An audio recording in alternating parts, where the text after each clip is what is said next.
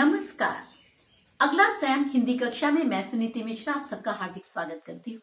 तो बच्चों, आजकल हम पढ़ रहे हैं कक्षा 10वीं की स्पर्श और आज मैं आपको पढ़ाने जा रही हूँ उसका 8वां पाठ कारतूस, जिसके लेखक हैं हबीब तनवीर।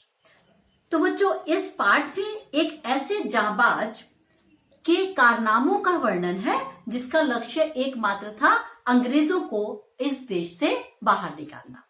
तो कंपनी के हुक्मरानों की नींद हराम करने वाला ये जो दिलेर व्यक्ति है बहुत ही निडर था और ऐसा था कि अगर उसको शेर की मान में घुस के भी उससे दो हाथ करने का मौका मिले तो ये उसको करने में जरा सा भी नहीं हिचकता था।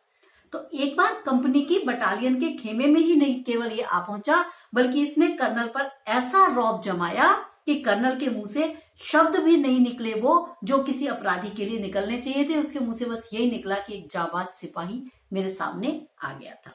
बच्चों, इसको पढ़ने के लिए ना मैं आपको एक छोटी सी चीज बता देती हूँ जिससे बच्चे थोड़े से कंफ्यूज होते हैं। आप देखिए इसमें पात्र कौन कौन से हैं। पात्रों के लेके ही बस एक कंफ्यूजन रहता है आपको। ये दो भाई हैं। पहले एक का नाम है आसिफ उदौला और दूसरा भाई है सआदत अली। ठीक है, पहला भाई बड़ा भाई आसिफ उदौला और दूसरा भाई है सआदत अली। था ये कि आसिफ उदौला को कोई भी औलाद नहीं थी और ये अपने छोटे भाई सआदत अली को क्या सोचता था कि मैं इसी को अपना राज्य दे दूंगा, इसी को अपना उत्तराधिकारी बनाऊंगा। लेकिन बाद में क्या हुआ कि उसको एक पुत्र पैदा हुआ जिसका नाम था वजीर अली। तो वजीर अली के पैदा होने से जो छोटा भाई सआदत अली था उसको लगा कि मेरा तो उत्तराधिकार छिन गया, कहा तो मुझे सब राज्य मिल रहा था, सारी ताकतें मिल रही थी और इसको पुत्र हो गया तो अब तो ये अपने बेटे को सब कुछ देगा, वजीर अली को।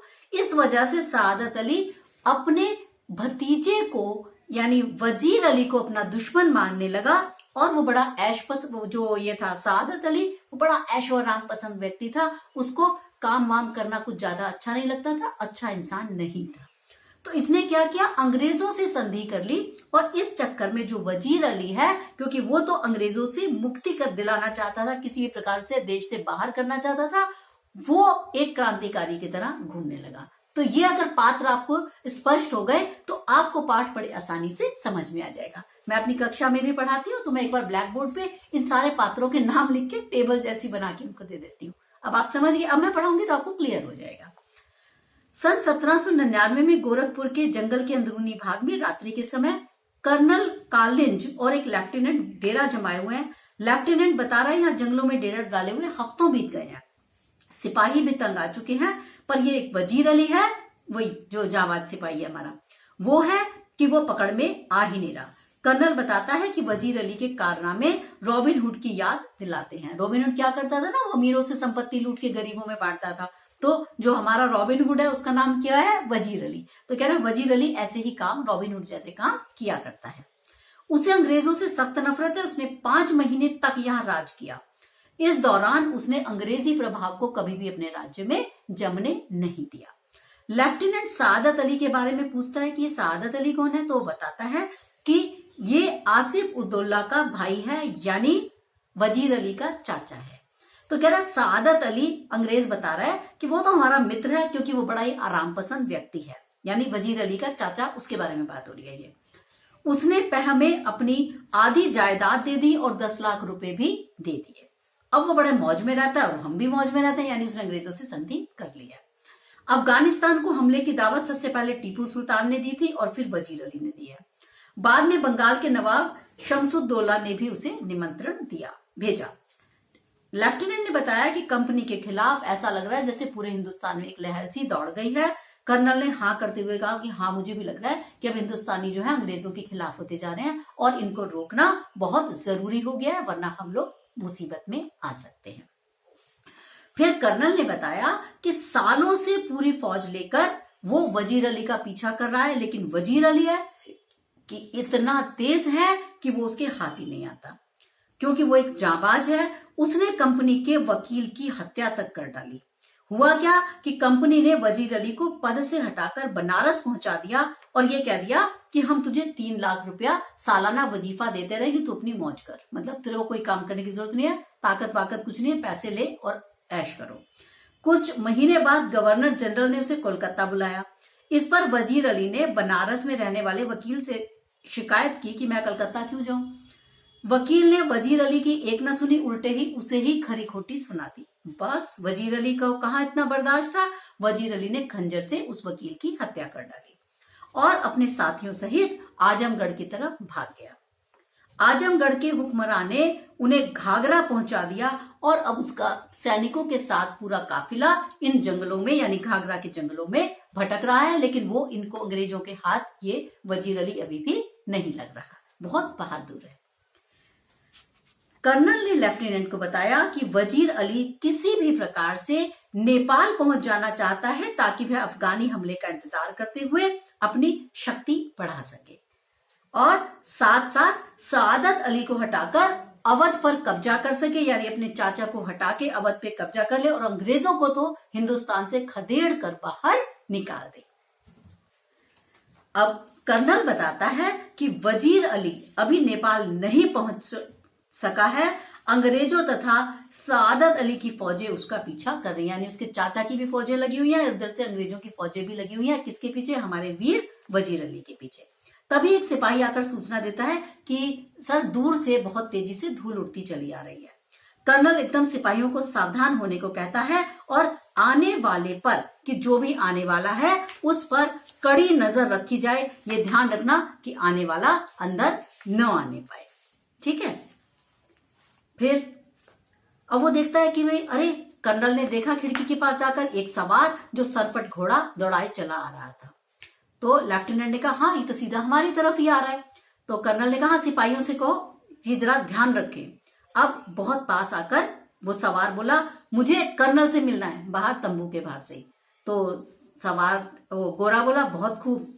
तो गोरा ने आके कहा हुजूर आपसे भी मिलना चाहता है, जो भी बाहर से वो सवार आया है।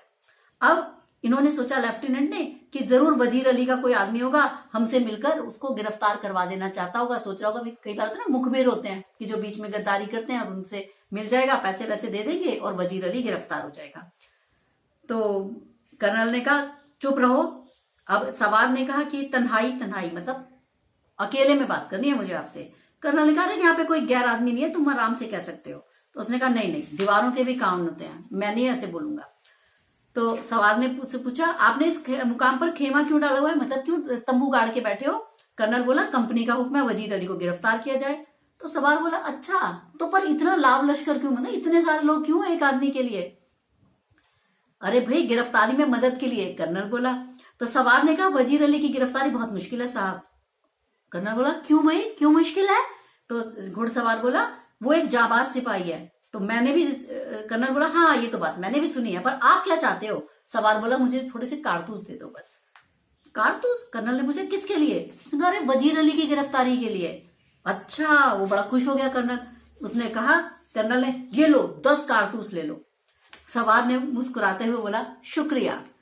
कर्नल ने पूछा अच्छा सुनो आपका नाम क्या है? तो घुड़सवार ने बोला वजीर अली। ओ, आपने मुझे जो कारतूस दिए, क्योंकि आपने मुझे 10 कारतूस दिए इसलिए मैं आपको जान बख्श देता हूँ। चाहता तो उसको वही मार सकता था, लेफ्टिनेंट को और कर्नल को। तो उसने कहा कि मैं आपको जान बख्श देता हूँ क्योंकि आपने मुझे 10 कारतूस दिए हैं। ये कहकर वह बाहर चला गया और घोड़े की टापों का शोर सुनाई देता रहा। कर्नल सन्नाटे में हक्का बक्का खड़ा था। तभी लेफ्टिनेंट भाग के अंदर आया क्योंकि उसने तो उसको बाहर भेज दिया था ना तंबू से। उसने कहा था तनाई तनाई। तो लेफ्टिनेंट ने पूछा कौन था? अब ये क्या बोले कर्नल? बोला वो एक जाबाज सिपाही। तो उसको नहीं बता पाया वो कि किस प्रकार से उसके आके वजीर अली आकर उससे 10 कारतूस ले गया और उसको बुद्धू भी बना दिया उसने। और इतना जाबाज था कि वो ये भी हो सकता था कि वजीर अली फंस जाए। तो वो समझ गया कि वजीर अली को गिरफ्तार करना क्यों मुश्किल काम है, इसलिए क्योंकि उसके पास सिर्फ भुजाओं का बल नहीं है बल्कि उसके पास बुद्धि का भी बल है। इसलिए कहते हैं कि एक वीर को सिर्फ पहलवानी और मारपीट नहीं आनी चाहिए, क्या आना चाहिए? तुम्हारे पास दिमाग भी पूरा होना चाहिए। तो ये है ये कहानी कारतूस। बच्चों को बड़ी अच्छी लगती है, स्पेशली जब हम इसका एंड में बताते हैं कि वो खुद ही आ गया और उसने उसको कारतूस दे दिए कर्नल को बुद्धू बनाकर। तो बच्चों को बहुत मजा आता है। आशा करती हूँ आपको भी अच्छी लगी होगी ये कहानी।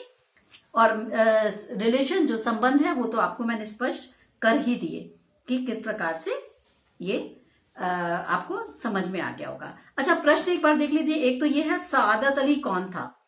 उसने वजीर अली की पैदाइश को अपना मौत क्यों समझा?